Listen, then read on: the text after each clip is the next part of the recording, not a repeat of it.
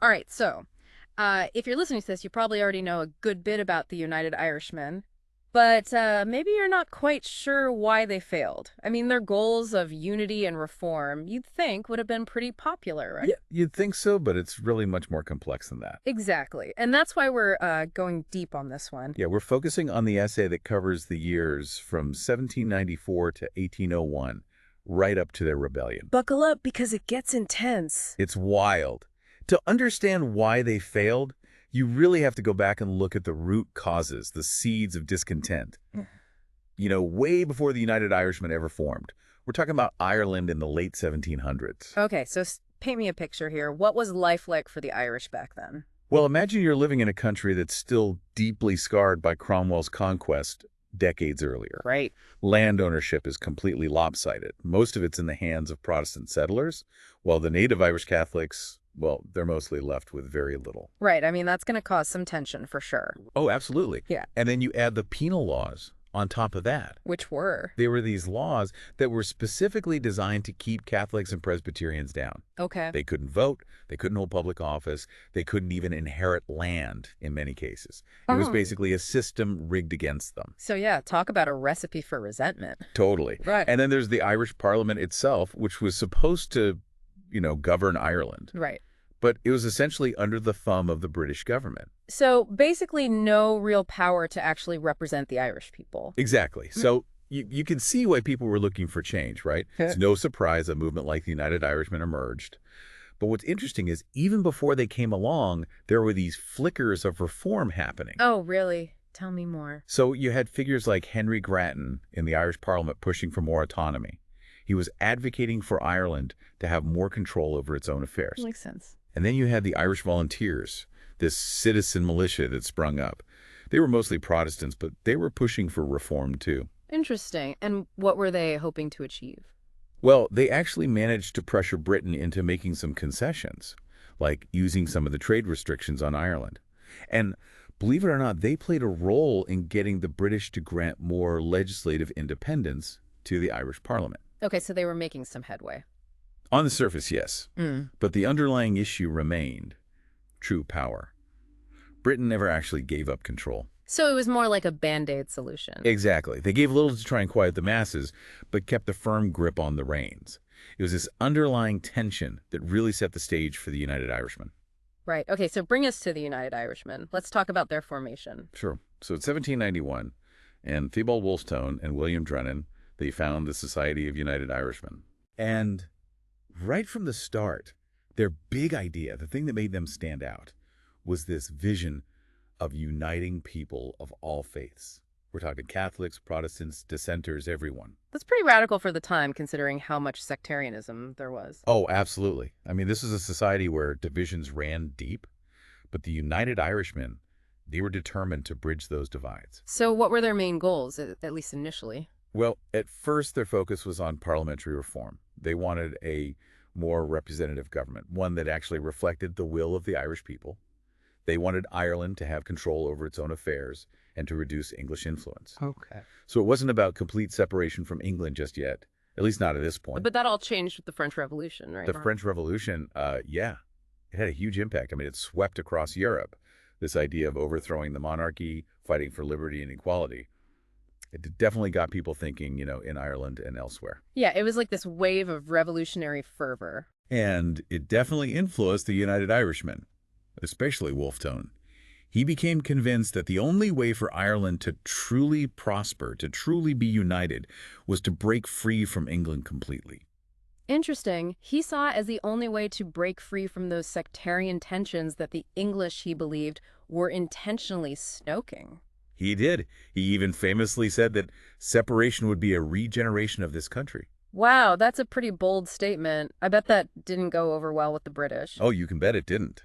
You see, they were already kind of suspicious of the United Irishmen, and when their connections to the French revolutionaries came to light, well, that just amplified their concerns. Yeah, remember, it's a time when revolutionary ideas are spreading like wildfire. The last thing the British want is another revolution on their doorstep, right? Right.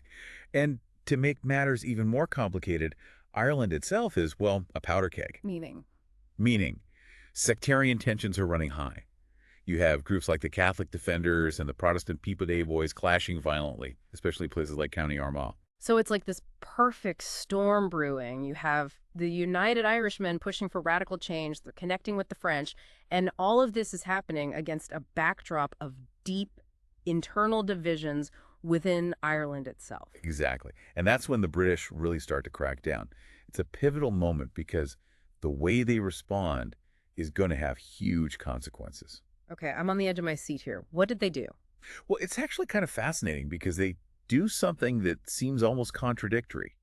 On the one hand, they try to pacify the Catholic population. Okay. They passed the Catholic Relief Act in 1793, which gives Catholics some limited rights they didn't have before. So trying to ease some of the tension. Yeah, almost like trying to appease them. Hmm. But at the same time, they're also cracking down hard on the United Irishmen. They're forcing them underground, banning their meetings, and basically pushing them further towards, well, more radical action. It's like trying to put out a fire with gasoline. I can't imagine that's going to end well. You're absolutely right. It backfired spectacularly.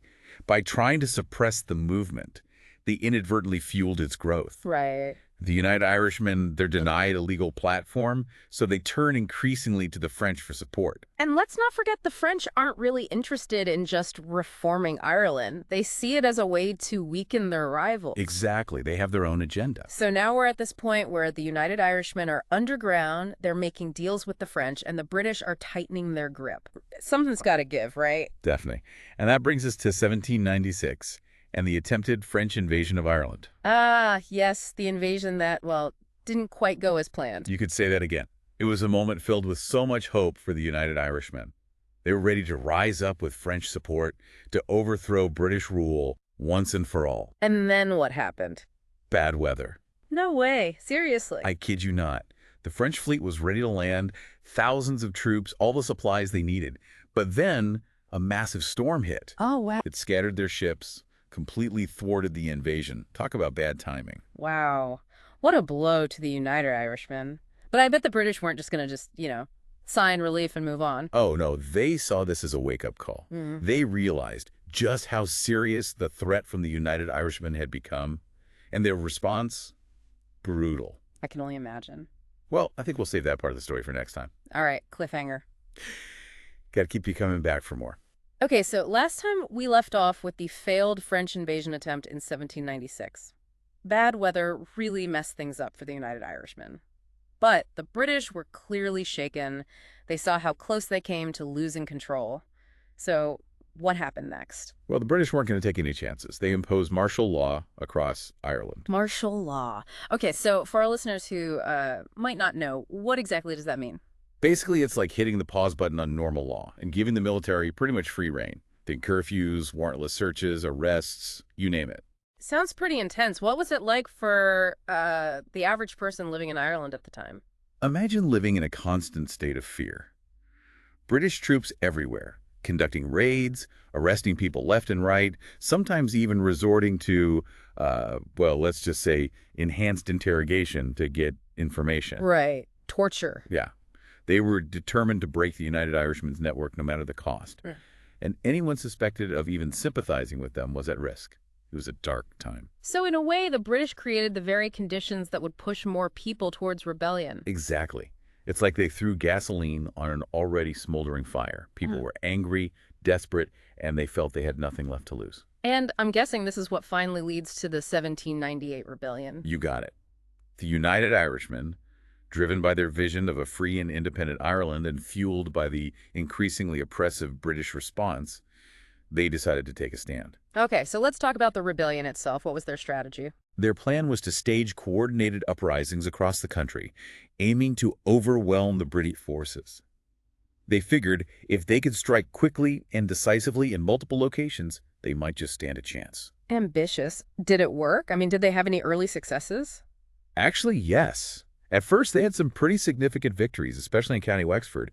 They managed to rally a lot of support from the local population there, people who were fed up with British rule. There's this one battle, the Battle of New Ross.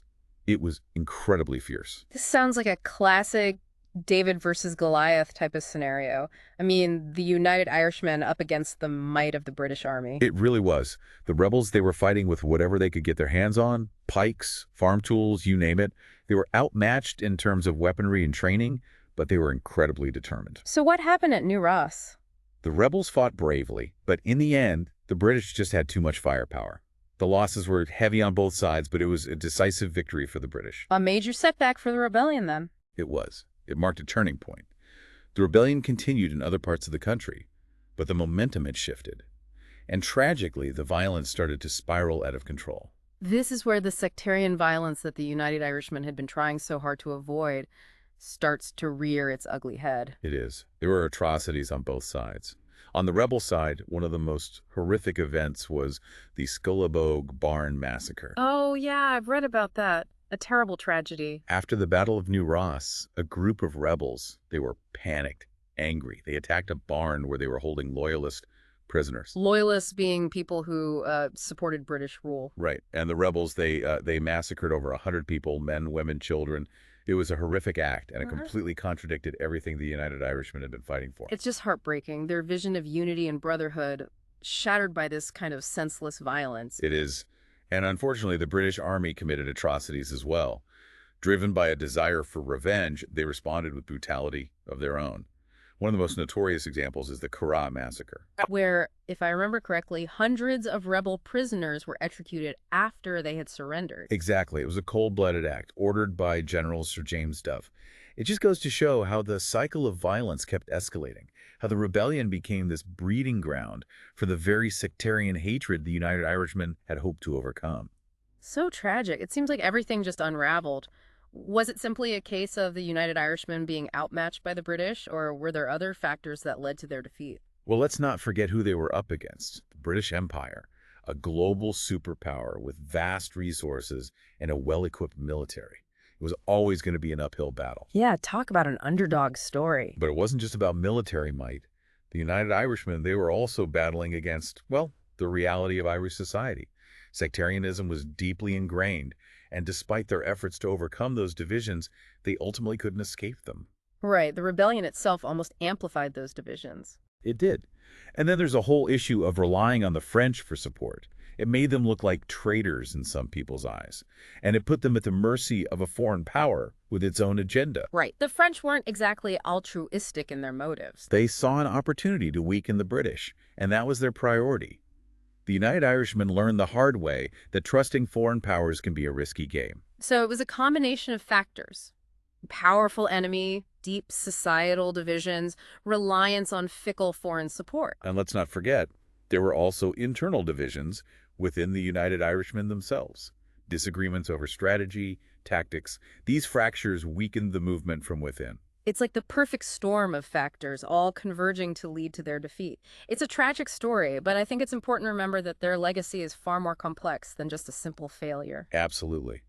The United Irishmen, despite their defeat, left an indelible mark on Irish history. Their ideas, their vision, their sacrifice, it resonated long after the rebellion was crushed. Their story didn't end on the battlefields of 1798, did it? Not at all. In fact, you could argue that their greatest impact was on the future of Ireland, how their ideals and their struggle continued to shape Irish identity and politics for generations to come. You know, it's kind of crazy to think that if those winds had been blowing in the opposite direction, the whole course of Irish history might have been different. It really makes you wonder, doesn't it? But even if the French had managed to land, taking on the British would have been, well, a monumental task. They had a serious foothold in Ireland. Yeah, true. It's all speculation at this point. But let's talk about the immediate aftermath of the rebellion. What did the British do once they'd put down the uprising? Well, they had to figure out a way to prevent something like this from happening again, right? They knew things couldn't just go back to the way they were. The rebellion had really exposed the fragility of their control over Ireland. So what did they come up with? Their solution, the Act of Union in 1801. Okay, so the Act of Union, that's a pretty big deal. Can you break that down for us? What did it actually do? It basically dissolved the Irish Parliament completely. No more separate parliament for Ireland. Wow. And it merged Ireland with Great Britain. creating the United Kingdom as we know it today. So it's kind of ironic, isn't it? The United Irishmen were fighting for independence, and their defeat actually led to Ireland losing even more autonomy. Yeah, it's one of history's strange twists. I mean, the British thought they were bringing stability, but Mhm. for many Irish people, the Act of Union felt like a huge betrayal. Yeah, I bet. I mean, they basically traded a parliament that, at least in theory, represented them for direct rule from London. And it fueled this deep sense of resentment that would continue to simmer for, well, generations, really. But here's the thing, the story doesn't end there.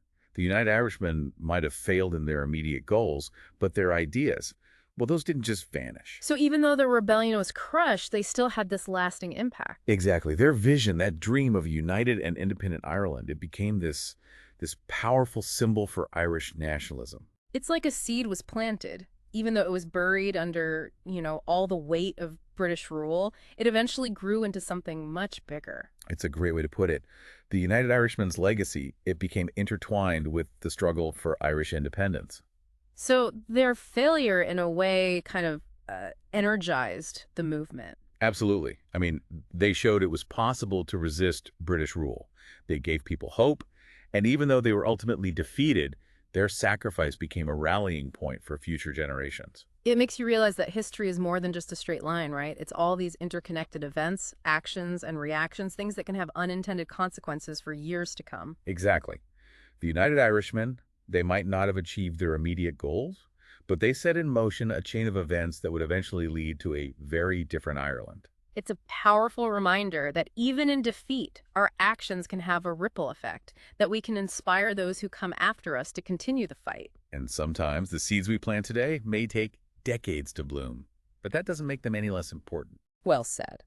So, as we wrap up our deep dive into the United Irishmen, I think the takeaway here is that even though their rebellion was ultimately crushed, their legacy was far more complex and far reaching than just a simple failure. They showed that unity across religious and social divides was possible, even if it was fleeting.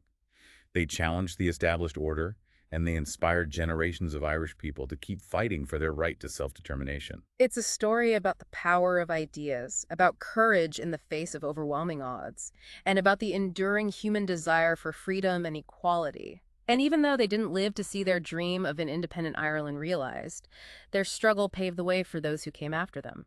It's a legacy worth remembering, a reminder that even small acts of resistance can have a profound impact, and that the fight for a better world is a fight that transcends generations. That's a perfect note to end on. Thanks for joining me on this deep dive. Until next time.